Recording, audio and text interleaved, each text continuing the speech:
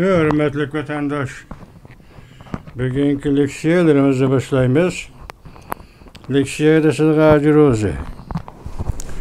Washington'dan sözdeyimiz. Bugünkü ıslaq işkemen 24. yıl. 3. ayının 3. günü haftaki yakşembe vatandaşım.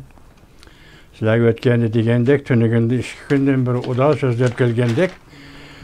Avrupa İttifakı Parlamenti 2. ayının 28.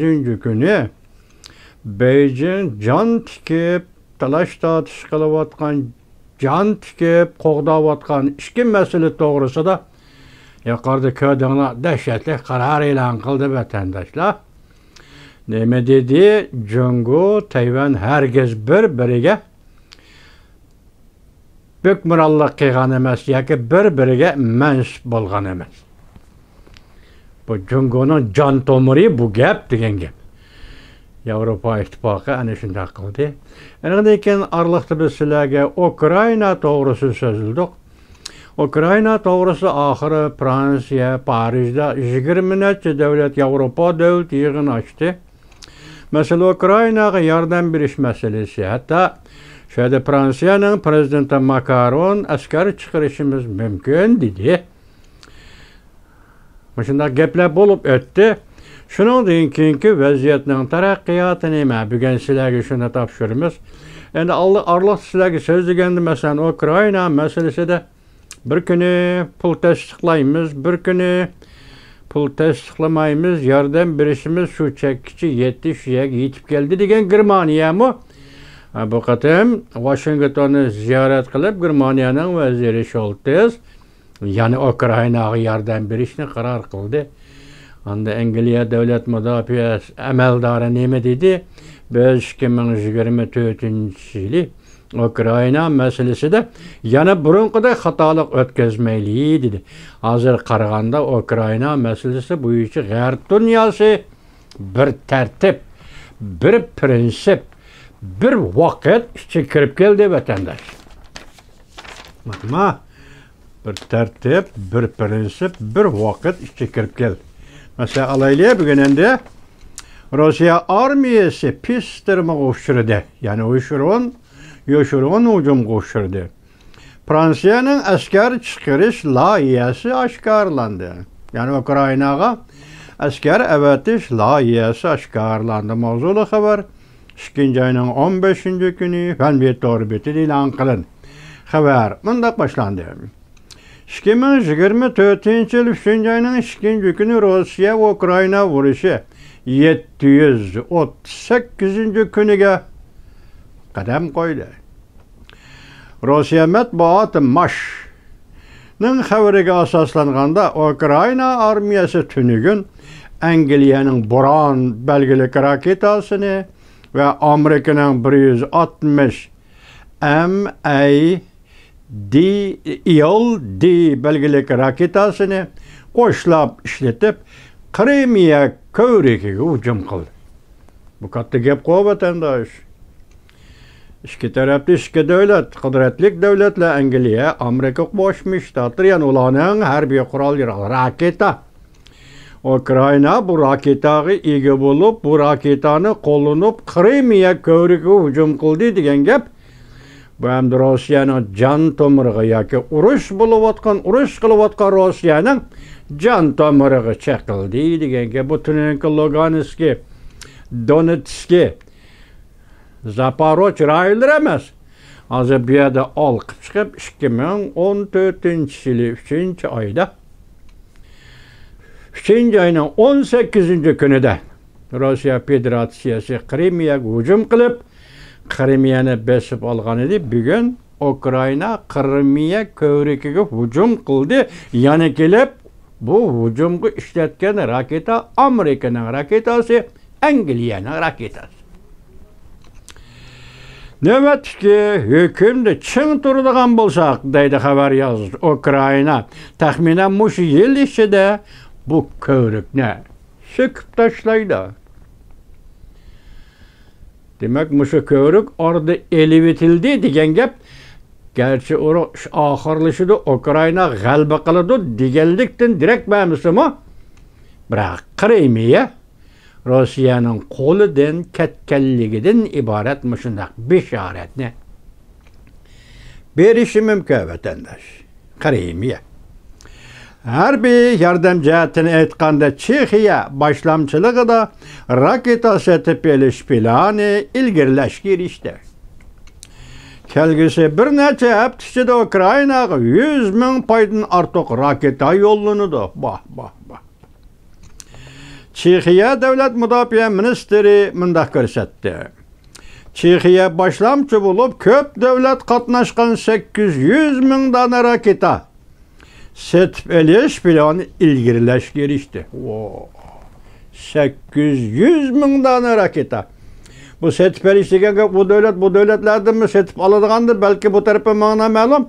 Biroq özünün memleketidagi qurol yarog' savdogarlardan devletning ichidagi qurol yarog' savdogarlardan mush raketani setip alıdı deb tushunsangiz bo'ladi. Ukraina kelgusi bir necha hafta ichida bir turkum raketaga erishdi. Angliya hukumati Germaniyaning Ukrainani raketa bilan ta'minlashiga haydakchilik qildi. Angliya Germaniyaga haydakchilik qildi. Raketa bilan ta'minlashan Ukrainani.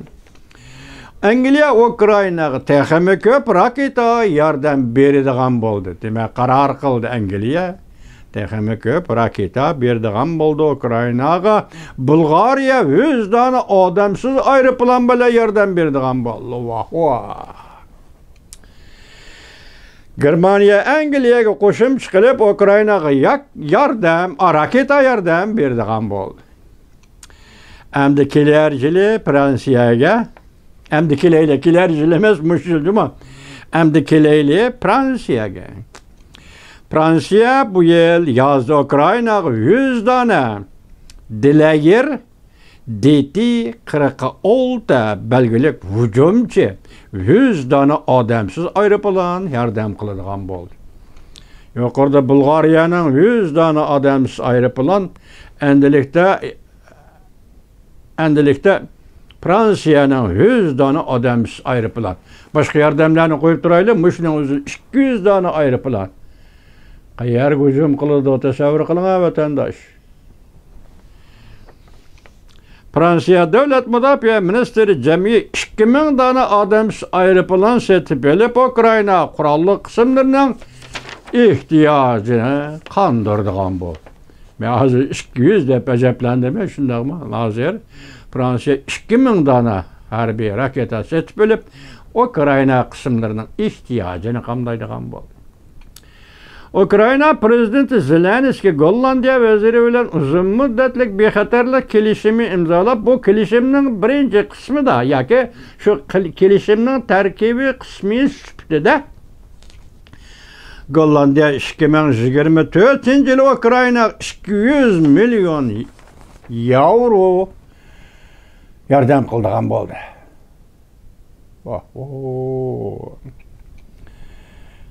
Endi mana qarang, Kanada davlat mudofaa ministri mundaq ko'rsatdi. Kanadada alayda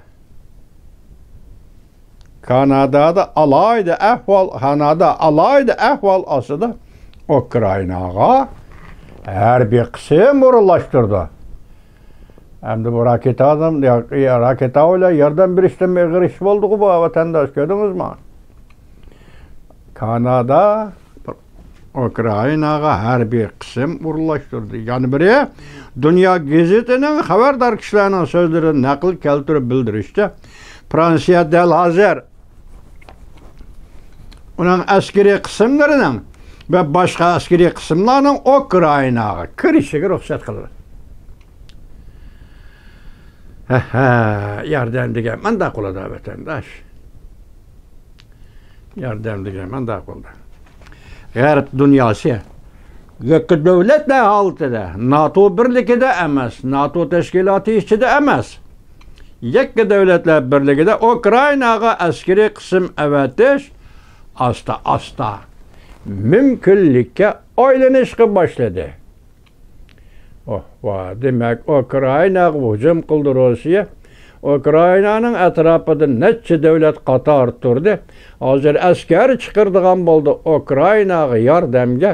askar o'rinlashtiradigan bo'ldi Ukrainaning ichki qismida cho'ng davlatlar va Yevropadagi Bulg'ariyadagi, Chexiyadagi kichik davlatlar lekin axloqiy burchini ado qilish, ya'ni Yevropada Ukrainani yetim qo'ymaslik, Ukrainani eg'ir kunda qo'ymaslik, Ukrainaning vatanparvarlik ideyasini qo'llash, har kutini qo'llash, vatanparvarlik uchun urush qilayotgan urushni qo'llash, ya'ni tajovuzchilik qarshi urushni qo'llash. Bugun Yevropada allaqachon mumkinlikka aylandi.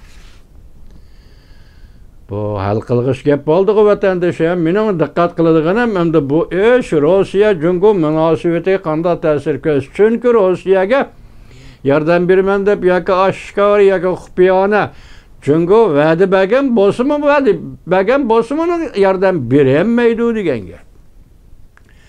Chunki xalqaro bosim bor vatandosh.